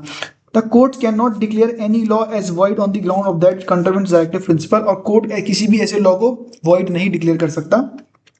The courts are not competent to compel the government to carry out a directive to make any law for that purpose। ठीक है, कोर्ट ये भी नहीं बोल सकता कि भैया आप इस डायरेक्टिव प्रिंसिपल पे लॉ बनाइए, नहीं, नहीं बोल सकता। Directive principles important to carry in nature नहीं होते। Fundamental rights are there. Fundamental rights और डायरेक्टिव प्रिंसिपल्स में एक थिन लाइन का फर्क है।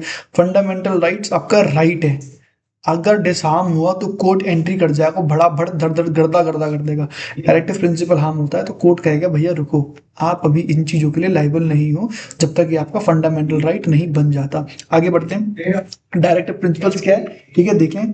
State to secure a social order of the promotion of welfare of the people, ठीक है, पहला directive principle. Principle and policy to be followed by the state. Equal right for a man and women, हाँ है ही नहीं। Equal pay for equal work in for man and women, ये भी नहीं है। Distribution of ownership of material resource for common good, हाँ ये है, ठीक है भाई। ऐसी बात है कि कुछ भी नहीं है, बहुत चीजें अपने इंडिया के अंदर, ठीक है ना भाई। सारे जहां से अच्छा हिंदुस्तान हमारा, बात समझ लो वाली बात प्यार से, ठीक है भाई। ठीक है, equal right for a man and women. समझदार को इशारा, आपकी औरतें कहेंगी कि यार काश हम आदमी होते, आदमी कहेंगे यार काश हम लड़की होते, लड़की को तो सारे राइट मिलेगा। खैर आदमी तो नहीं कहते कि हम लड़की होते, बट हाँ समझ जाओ। Equal pay for equal work for man and women. यार हमारे इंडिया के अंदर ना काम ज्यादा कर बोलते हैं, पैसा कम देते हैं यार, ठीक है। Distribution of ownership of material resource in common good, ठीक है। Ensure health of citizen and work place, ठीक है, कर रखा है भाई, बहुत सी कंपनीज ने कर रखा है, बहुत सी कंपनीज नहीं कर रखे। Actually ensure health of citizen at work place का मतलब होता है कि आप कहीं भी जाएं, जहां भी जाएं, आप अपना फ्री में इलाज करा सकते हैं all over the territory of India. ऐसा नहीं है, हमारे पास गवर्नमेंट से लेके प्राइवेट तक की सारी सुविधा है। प्राइवेट में पैसा ज़्यादा लग जाता है, गवर्नमेंट में पैसा नहीं लगता, बट किन्हीं किन्हीं चीज़ों में गवर्नमेंट में ही पैसा लगता है। पर ऐसा नहीं होना चाहिए, क्योंकि एक ये इंडिया का विजन है कि इंडिया के अंदर कभी भी कहीं भी जो इलाज है वो मुफ्त हो। Protection of child and youth against exploitation, ठीक है भैया, चाइल्ड को प्रोटेक्ट करना है, यूथ को प्रोटेक्ट करना है कि भैया वो एक्सप्लॉइट ना हो। Organized village panchayat, equal justice and free legal aid, just and human condition of work, right to work, education, public assistance in certain cases, living wages and securing standards of living to workers, protection of environment, forest and wild life, protection monuments in places of national importance, free and compulsory education for children. भैया ये total 10 हैं, ये आपके directive principles हैं, ठीक है। इसको ऐसे ही याद कर लेना। डायरेक्टिव प्रिंसिपल अगेन मैं आपको बोल रहा हूँ, बड़ी थिन लाइन होती है फंडामेंटल राइट के अंदर और डायरेक्टिव प्रिंसिपल के अंदर, ठीक है। Fundamental rights are obligatory in nature, whereas directive principles are not obligatory in nature, ठीक है। फंडामेंटल राइट्स अगर हार्म होते हैं तो आप डायरेक्ट कोर्ट को अप्रोच कर सकते हैं, बट अगर डायरेक्टिव प्रिंसिपल्स आर हार्मिंग तो आप कोर्ट को अप्रोच कर सकते हैं, बट डायरेक्टली इसके इसके साथ इसके बिहाफ पर भी जाके नहीं कर सकते, ठीक है। इसका मतलब इसको क्रिमिनल ऑफेंस करके, जैसे कि क्रिमिनल ऑफेंस या फिर किसी भी तरीके का ऑफेंस में क्रिएट करके हम कोर्ट को अप्रोच करते हैं किसी और तरीके से, ठीक है दोस्तों। आगे बढ़ते हैं, आगे बढ़ते हैं, देखते हैं आगे क्या है। आगे है हमारे फंडामेंटल ड्यूटीज। यार देखो, राइट जान लिए, क्या क्या मिलेगा ये जान लिया, तो इस भारत देश के लिए कुछ हमारे कर्तव्य हैं या नहीं है, हैं या सिर्फ सब कुछ लेने के लिए? यार कभी कभी कुछ देंगे भी तो सही हम, ठीक है भाई। सिंपल सी बात है, प्रकृति का नियम है, जो लो वो दो, ठीक है। देखो क्या क्या देना है, अब बहुत समझ लो, इंपॉर्टेंट चीज है, इसको बहुत ध्यान से जान लो, बहुत इंपॉर्टेंट चीज है, और एग्जाम में भी आती है। इंपॉर्टेंट लिख देता हूँ ताकि अगर पढ़ लो आप इसको। To abide by the constitution and respect and its ideal institution the national flag and national anthem. भैया देखो क्या है, आप अबाइड हो नेशनल फ्लैग और नेशनल एंथम को रिस्पेक्ट देने के लिए, और होने भी चाहिए, ठीक है, देश की बात है, रिस्पेक्ट दोगे आप। To cherish and follow the noble ideals which inspired our national struggle for freedom. आप हमेशा प्रेस करो, चेरिश करो नोबल आइडियल्स को, जो जिन्होंने इस देश के लिए अच्छे अच्छे काम करे, जैसे महात्मा गांधी, ठीक है, मदर टेरेसा, ठीक है, इन लोगों को आप चेरिश करो। To uphold and protect the sovereignty, unity and integrity of India. भैया आप प्रोटेक्ट करो सोवरनिटी ऑफ इंडिया को, unity of India, unity India की, इंटीग्रिटी ऑफ इंडिया को प्रोटेक्ट करो आप। डिफेंड करो, to defend the country and other render national services when called upon to do so. अगर कभी जरूरत पड़े तो डिफेंड करो अपने भारत देश को, अगर आपको जरूरत पड़े तो रेंडर करो अपनी नेशनल सर्विसेज को, फौज में लग जाओ, जरूरत पड़ने पर आपको लगना पड़ेगा। दुश्मनों से घिरे हुए हैं ना, सांपों ने घेर रखा है हमको, फिर भी कुछ नहीं बिगाड़ पा रहे हैं हमारा। To promote harmony and the spirit of common brotherhood. भैया देखो, भाईचारे को बना के रखना है amongst all the people of India, translating religious, linguistic and religious sectional diversities, to renounce practices derogatory to the dignity of women. देखो इसमें ना मैं एक बात बोलूं आपको, मेरे दो दोस्त हैं, जो मेरे भाई हैं, छोटे भाई हैं, दोस्त हैं, जो भी पढ़ रहे हैं, शायद मेरी बात गलत लग सकती है, पर मेरी एक छोटी सी बात मानो ना। इंस्टाग्राम चलाना छोड़ दो, फेसबुक चलाना छोड़ दो, ठीक है। ये देश बहुत सुंदर है, घुन सब में है। ये ब्रदरहुड भाईचारा होना चाहिए। अगर हमें इसकी अखंडता को, प्रभुता को बरकरार रखना है तो भाईचारा रखना पड़ेगा, ठीक है। इंसान को लड़ने के लिए कुछ ना कुछ चाहिए, ठीक है। आज हम मजहब से लड़ रहे हैं, मजहब खत्म हो जाएंगे तो हम जात पात से लड़ेंगे। हम लड़ेंगे जरूर और आपस में ही लड़ेंगे। कहीं भी देख लो दुनिया लड़ रही है, देखो सिंपल सी बात है, लड़ाई वड़ाई में कुछ नहीं रखा, मिल बांट के प्यार से रहो, ठीक है। आगे पढ़ते हैं। To value and preserve the rich heritage of our composite culture. देखो भाई, मेरी बात किसी को बुरी लगी हो ना, प्लीज मुझे माफ करना, ठीक है। वैसे मैंने ऐसा कुछ गलत नहीं बोला। To value and preserve the rich heritage of our composite culture, मतलब क्या कि आपको प्रिजर्व करना है, आपको, ठीक है, उनको वैल्यू करना है। जो रिच हेरिटेज है, रिच हेरिटेज का मतलब होगा ताजमहल, कुतुब मीनार, ये जो हमारे हेरिटेज हैं, रिच हेरिटेज हैं, जिनसे हमारी इंडिया है, जिनसे इंडिया जाना जाता है, फॉरेन कंट्रीज में जाना जाता है, ठीक है। ठीक है, राम मंदिर बन गया भाई, अब तो इंडिया बहुत जाना जा रहा है, गजब, बहुत बढ़िया इनिशिएटिव था मोदी जी का। आगे बढ़ते हैं। To protect and improve the natural environment including forest, lakes, rivers and wild life and to have compassion for living creatures. ठीक है भैया, प्रोटेक्ट करना है हमें क्या, लेक्स को, रिवर्स को, वाइल्ड लाइफ को। डेवलप करना है साइंटिफिक टेम्पर, ह्यूमनिज्म को and the spirit of inquiry and reform. और आई है to safeguard public property and the absorb violence. ठीक है जी, आपको ये सारे आपकी क्या है, ये आप दोस्तों, ये सब आपकी क्या है, फंडामेंटल ड्यूटीज। 1 2 3 4 गिन के बताओ, 5 6 7 8 9 10 फंडामेंटल ड्यूटी है भाई, 10 फंडामेंटल ड्यूटी है, ठीक है। और 10 ही हमारे पास क्या है, क्या है ये, डायरेक्टिव प्रिंसिपल।